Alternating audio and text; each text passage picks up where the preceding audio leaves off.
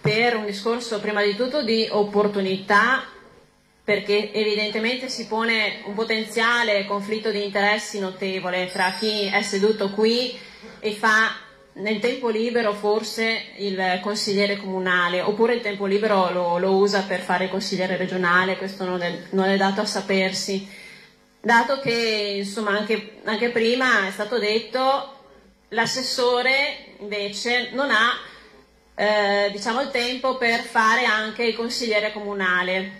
Allora io trovo un po' contraddittorio quello che è stato votato, cioè il fatto che il consigliere invece comunale possa fare il consigliere regionale. Allora, come mai questa differenza? L'assessore si dice non ha tempo, deve stare qui, mentre il consigliere comunale no? Io credo siano entrambi in una condizione di impossibilità a esercitare entrambi i mandati. Lo abbiamo già visto qui, c'è stata una presentazione di una lista e il consigliere se n'è andato lasciando l'aula nel bel mezzo della discussione per motivi appunto legati alle elezioni nel comune nel quale è candidato. E per cui ecco, siamo contrari a questa ipotesi.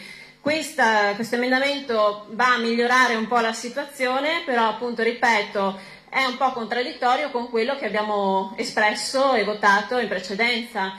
E non ultimo, ecco, io pongo anche una questione di costi, cioè avere tutta una giunta esterna ha un costo notevole.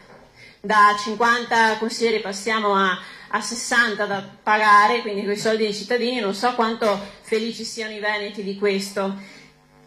E quindi anche per un problema soprattutto di costi, ma poi anche sentirei di dire eterodirezione. Un assessore non può più usare il proprio cervello, la propria autodeterminazione, perché sarà completamente eterodiretto dal presidente Zaia. Nel momento in cui fa qualcosa che si discosta un minimo da quello che è il volere del presidente, ciao a casa. Quindi anche per una questione di autonomia, ecco, quando la sbandieriamo va sempre bene, però quando parliamo di autonomia nelle decisioni da prendere facciamo altre scelte. Quindi non mi pare un discorso coerente quello che state facendo.